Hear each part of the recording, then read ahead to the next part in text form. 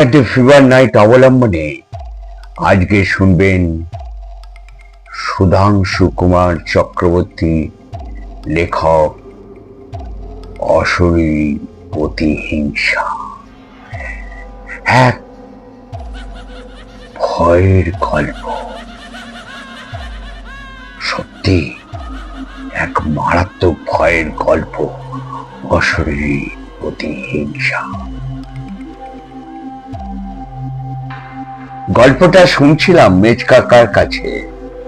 মেজ কাকা রেলের বড় অফিসার, প্রায় সেলুনে চড়ে ঘুরে বেড়া, আর সেসব অভিজ্ঞতার কথা বাড়িতে এসে আমাদের বলেন।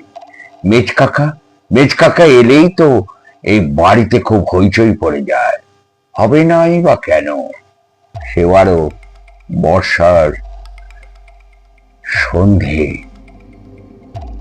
হবে এমন সময় ঝমঝম করে বৃষ্টি এলো, তার উপরে বিদ্যুৎ চমকাতে লাগলো। এমন সময় মেজ কাকার গাড়ির হর্নটা বেজে উঠল। শুনেই আমরা যে যার ছুটে বারান্দার দিকে এগিয়ে গেলাম। দেখি মেজ কাকা সিঁড়ি দিয়ে উঠে আসছে আমাদের বসবার ঘরের দিকে। মেজ কাকার পরনে ছিল বর্ষাতি, খুলে রেখে সোফায় বসলেন। আমরা তার চারপাশে গোল হয়ে বসে পড়লাম। অরুদি হট করে মেজ কাকাকে দেখে বলল, আজ দারুণ দিনে এসছো মেজ কাকা, আজ কিন্তু আর অন্য কোনো গল্প নয়, আজকে ওয়েদারটা শুধু ভূতের গল্প শোনাবো। ভূতের গল্প শুনবি তোরা? তাহলে চট করে সবাই বসে পড়, ভূতের গল্প আরো জমবে যদি হট করে আলোটা নিভে যায়। মেজ কাকা বলতে বলতে দপ করে লোডশেডিং হয়ে গেল। সারা ঘর ঘুটঘুটে অন্ধকার, রাস্তাঘাট ঘুটঘুটে অন্ধকার, জানলা দিয়ে কোনো পোস্টের আলো ঢুকছে না। তার মধ্যে প্রচন্ড জোরে বৃষ্টির শব্দ, আর মাঝে মাঝে কুকুর চিৎকার করে উঠছে। চারপাশে ঘুটঘুটে অন্ধকার, সা সা করে ঝড় আর ঝমঝম করে বৃষ্টি পড়ার শব্দ শোনা যাচ্ছে। মেজ কাকা বললেন, পরিবেশটা বোধহয় তোরা অর্ডার দিয়ে তৈরি করে রেখেছিস আমার জন্য। আচ্ছা তাহলে শোন, একটা সত্য ঘটনাই আজকে তোদের শোনাচ্ছি। এর মধ্যে ভৌতিক কিছু আছে কিনা জানি না,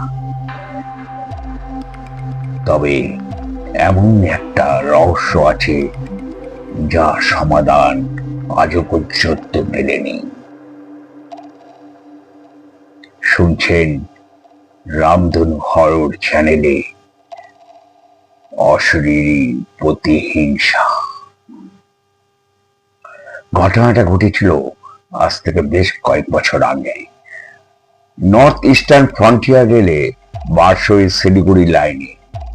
বারসই জংশন শিলিগুড়ি থেকে আরেকটা লাইন চলে যায় ছোট স্টেশন টেল্টার দিকে। এই টেল্টা স্টেশনে ডিস্ট্যান্ট সিগন্যালের কাছে সে বছর মে মাসে এক শোচনীয় দুর্ঘটনা ঘটে। 15ই মে রাত্রি ঠিক 12টায় টেল্টা গ্রামে অদূরে একটি গোটা পরিবার ট্রেনে চাপা পড়ে এবং পরিবারের প্রত্যেকটা মানুষই টুকরো টুকরো হয়ে কেটে যায়। শুধু একটি মেয়ে বেঁচে গেল 4-5 বছরে। তাকে যতক্ষণ শ্বাস ছিল তাকে ছুটে আশেপাশে গ্রামের লোকেরা ছুটে ওই আত্মনাদ শুনে ছুটে আসে রেল স্টেশনে এবং কোলে করে তুলে নিয়ে যেতে যেতে মেয়েটি মারা যায়। হাসপাতালে ঢোকানোর ঠিক মুখটায়, হাসপাতালটা ছিল কাটিয়ার রেল হাসপাতাল, সেখানে আর মেয়েটাকে বাঁচানো যায়নি। হাসপাতালের ঢোকানোর আগেই তার মৃত্যু ঘটে। মেল ট্রেনের গার্ড যথারীতি রেলে পুলিশের কাছে ফার্স্ট ইনফরমেশনস রিপোর্ট দায়ের করেন এবং পুলিশের তদন্ত আরম্ভ হয়। কিন্তু পরিবারটি আত্মহত্যা করেছিল নাকি লাইন পার হওয়ার সময় কাটা পড়েছিল, পুলিশ তার কোনো কিনারা করতে পারেনি। বেশিরভাগ কাগজেই বড় বড় অক্ষরে খবরটা বেরিয়েছিল দুর্ঘটনা না আত্মহত্যা। এই নিয়ে অনেক কোশ্চেন মার্ক ছিল। সমস্ত মিডিয়াব্যাপী এই খবরটা ছেয়ে গেছিল সারা সোশ্যাল মিডিয়ায়, খবরের কাগজ, টিভি। একটি পরিবারের শোচনীয় পরিণতি। ব্যাপারটা যদি এখানে মিটে যেত তাহলে আমি এর সঙ্গে জড়িয়ে পড়তাম না এবং তোমরাও এই গল্প শুনতে পেতে না।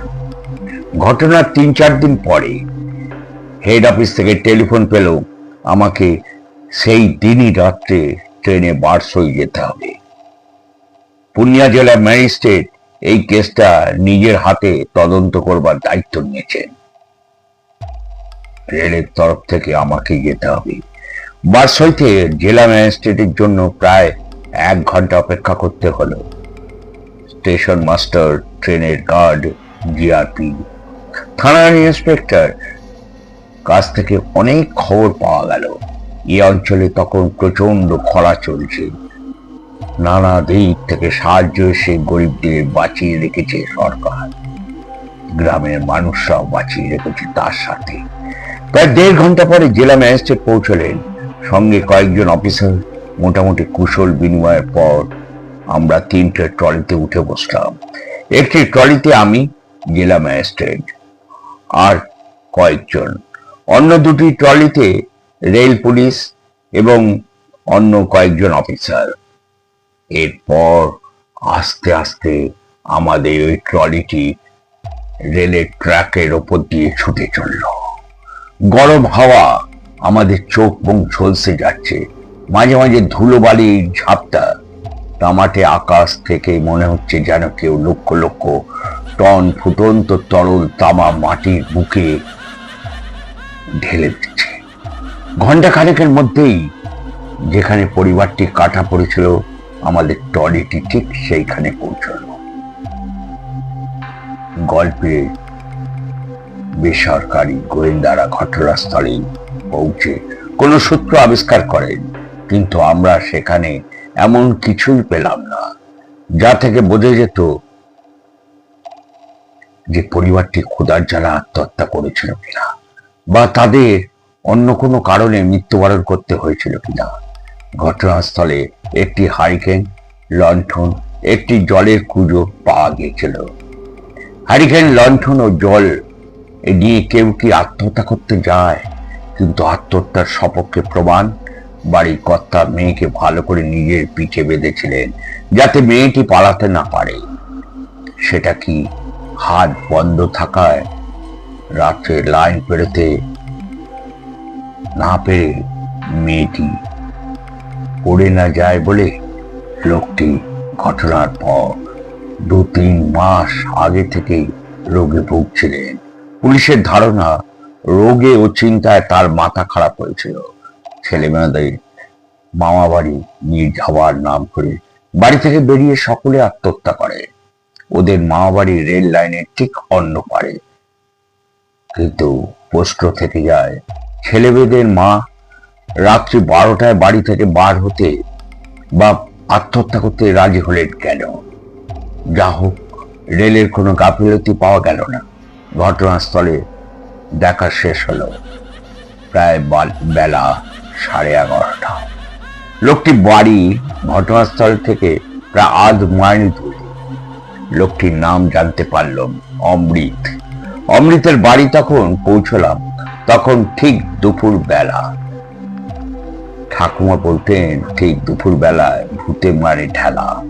আমাদের সঙ্গে অনেক লোক থাকে সত্ত্বেও অমৃতের বাড়িতে ভেতরে ঢুকতেই গাটা কেমন ছমছম করে উঠল। মনে হলো আমাদেরকে অনুসরণ করছে, আমাদের সাথে সাথে কেউ এগিয়ে আসছে। মনে হলো যেন কেউ আমার দিকে ঢেলা ছুঁড়ে মারলো। মনে হলো যেন কোনো অশরীর আত্মা দরজাটা আগলে ধরে দাঁড়িয়ে আছে। তাকিয়ে দেখি জেলা ম্যাজিস্ট্রেট, অন্যান্য সকলের একই অবস্থা।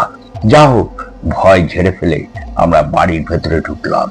পরিষ্কার ঝকঝকে মাটির বাড়ি, ঘরের সামনে পরিষ্কার করে নিকানো দেওয়া। আমরা এক ঘর থেকে অন্য ঘরে ঘুরে ঘুরে দেখতে লাগলাম।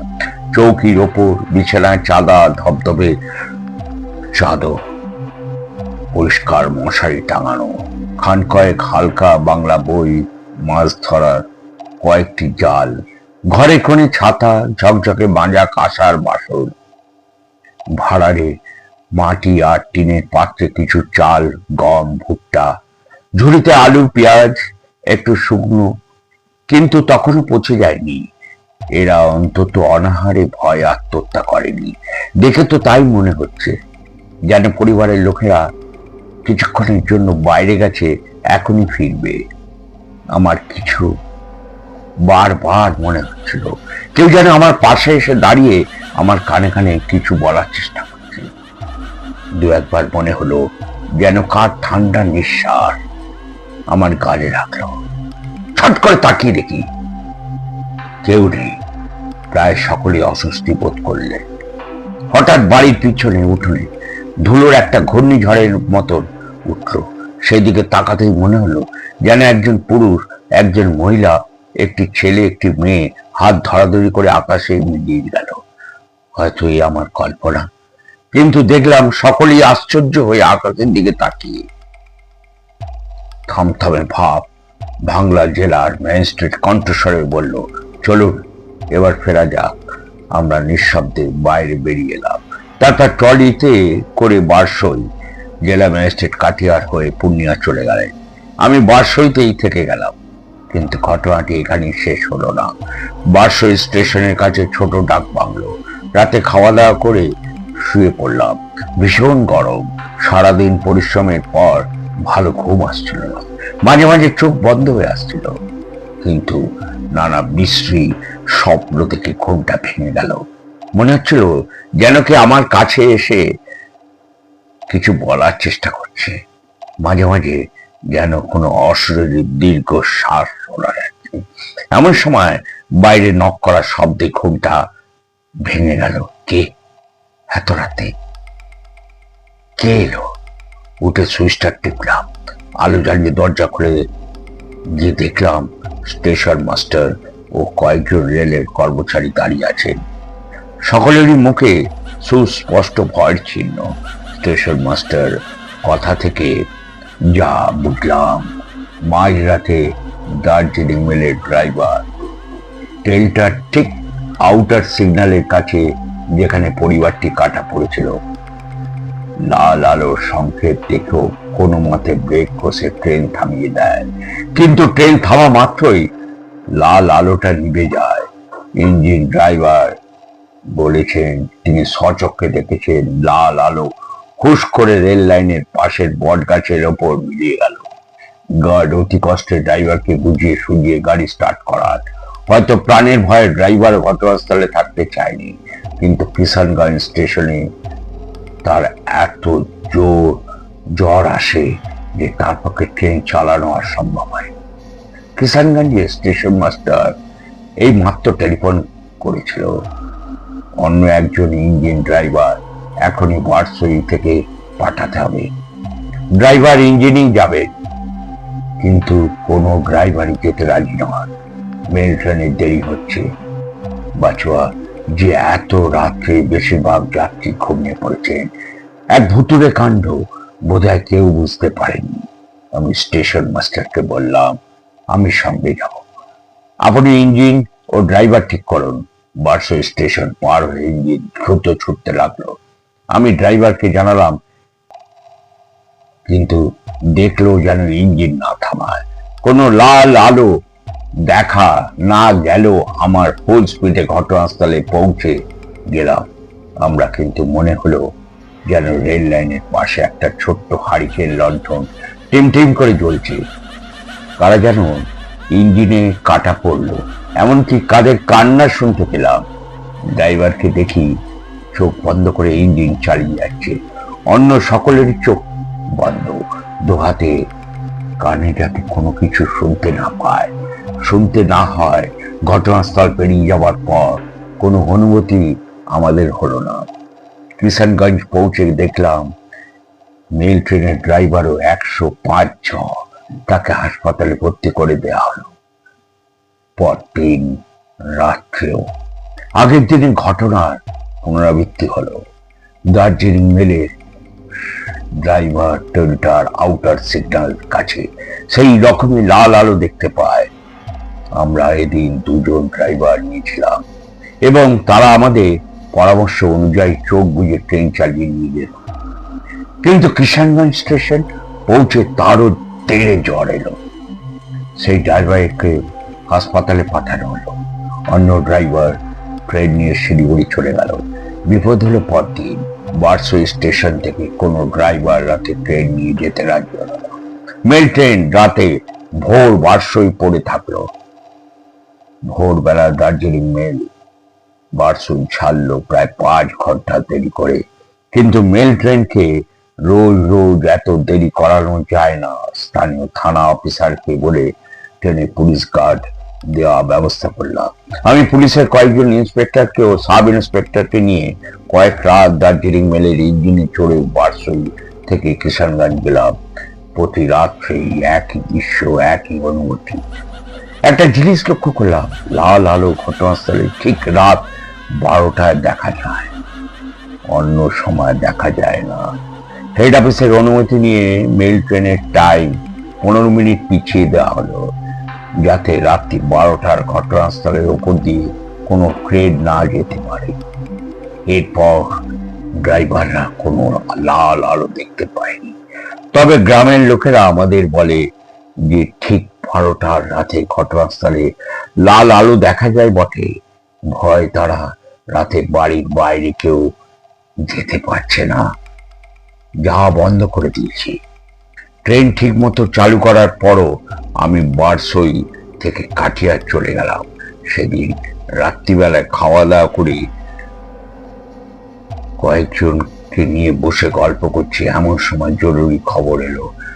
রাত ঠিক 9টায় কাঠিয়ার শিলিগুড়ি প্যাসেঞ্জার ট্রেন ডেল্টা স্টেশনে আউটার সিগন্যালের কাছে অ্যাক্সিডেন্ট করেছে। দুর্ঘটনার সঠিক বিবরণ জানা যায়নি, তবে অনেক যাত্রী মারা গেছে। ডাক্তার ওষুধপত্র নিয়ে আমরা যখন ডেল্টা আউটার সিগন্যালের কাছে পৌঁছলাম, রাত তখন ঠিক 12টা। চমকে উঠে লক্ষ্য করলাম ডেল্টা আউটার সিগন্যালে কাছে লাল আলোটা উঠে বট গাছের মাথায় মিলিয়ে গেল। আমাদের ট্রেনটাও থামলো। প্যাসেঞ্জার ট্রেনটি একটু দাঁড়িয়ে ভারার্থ যাত্রীরা ট্রেনের দরজা জানলা বন্ধ করে বসে রইল। আউটার সিগন্যালের রেল লাইনের উপরে ও পাশে মৃত্যু ও মুমূর্ষ দেহগুলো পড়ে আছে। আহতদের কাতর চিৎকার, কান্না শোনা যাচ্ছে। খোঁজ খবর নিয়ে দেখা গেল 18 জন নিহত, 4 জনের আঘাত গুরুতর। প্রশ্ন করে জানতে পারলাম ট্রেনে ভীষণ ভিড় হওয়ায় এরা ট্রেনের মাথায় চড়ে যাচ্ছিলেন। বট গাছের ডাল ছিটকে এসে পড়ে। মৃতদেহ আহতদের নিয়ে আমরা কাঠিয়ার ফিরলাম। প্যাসেঞ্জারের ট্রেনটি কিষানগঞ্জের দিকে রওনা হয়ে গেল। 4 জন আহত যাত্রী পরে মারা গেল, তবে তাদের মধ্যে একজনের মারা যাওয়ার আগে জ্ঞান হয়েছিল। তিনি বললেন ট্রেনটার আউটার সিগন্যালের কাছে পৌঁছানোর আগে তিনি দেখেন একটা লাল আলো বট গাছের থেকে নিচে নেমে আসছে। তিনি সেই দিকে তাকিয়ে থাকেন। তার মনে হয় কারা যেন ট্রেনের মাথা থেকে যাত্রীদের নিচে ফেলে দিচ্ছে ঠেলে ঠেলে। ভয় তিনি এক পাশে সরে যান। তারপরে কি হয় তার আর মনে নেই। এই কটি কথা বলতে বলতে তিনি ফের অজ্ঞান হয়ে পড়েন। তারপর তার আর জ্ঞান ফেরেনি। পরদিন খবর পেলাম মেল ট্রেনের ড্রাইভার, যার ট্রেনে পরিবারটি কাটা পড়েছিল, সেও ওই ট্রেনে ছিল। ডেল্টার আউটার সিগন্যালে পার হওয়ার পর তার কাঁপুনি দিয়ে জ্বর আসে। তাকে কিষানগঞ্জ হাসপাতালে ভর্তি করা হয়েছিল। অবস্থা ভালো নয়। এরপর ঘটনা আরো সাংঘাতিক। বেশ কয়েকদিন বাইরে কাটিয়ে কলকাতায় ফিরে এসেছি। এমন সময় কাটিহার থেকে একটি মর্মান্তিক খবর পেলাম। খবরটা দিয়েছেন ডিস্ট্রিক্ট ট্রাফিক সুপারিনটেন্ডেন্ট। আমি ফিরে আসার পরই তিনি একদিন ঠিক করলেন বটগাছটি কাটিয়ে দেওয়া দরকার, কেননা তাতে হয়তো সব ঝামেলা মিটে যাবে। এই মনে করে গাছটি কাটার অর্ডার দিলেন তিনি। কিন্তু আশ্চর্য, গাছটা কাটার জন্য কাউকে পাওয়া গেল না। এরপর তিনি 500 টাকা পুরস্কার ঘোষণা করলেন, অর্থাৎ যে গাছটি কাটবে তাকে টাকা দেওয়া হবে। কিন্তু তাও কেউ এগিয়ে গেল না। শেষে একজন রেলের কর্মচারী এগিয়ে এলো। একদিন খুব গরিব ছিল, টাকার লোভ সামলা দিতে না পেরে বট গাছটি কেটে ফেললো। কিন্তু গাছ কেটে ফেলার পর তিনি খবর পাওয়া গেল সে ভীষণ অসুস্থ হয়ে পড়েছে। আর একটু পরে অনেকেরই চোখে পড়েছে মুখে রক্ত ঘুটে লোকটি হঠাৎ ছটফট করতে করতে মারা গেল। শুধু তাই নয়, ঠিক সেই সবাই খবর আসে মেল ট্রেনের সেই ড্রাইভার কিষানগঞ্জে হাসপাতালে মারা গেছে। সেই শেষ। এরপর থেকে টেল্টার আউটার সিগন্যালের কাছে আর এই ধরনের উপদ্রবে কোনো ঘটনা ঘটেনি। নমস্কার নমস্কার বন্ধুরা, ভাইরা, বোনেরা এবং বয়োজ্যেষ্ঠ দাদা, দিদি, ঠাম্মা, দাদু সকলকে জানাই রামধনু হরর চ্যানেল থেকে সকলকে জানাই অনেক অনেক শ্রদ্ধার ভালোবাসা। কারণ আমার এই রামধনু হরর চ্যানেলকে এগিয়ে নিয়ে যাওয়ার পেছনে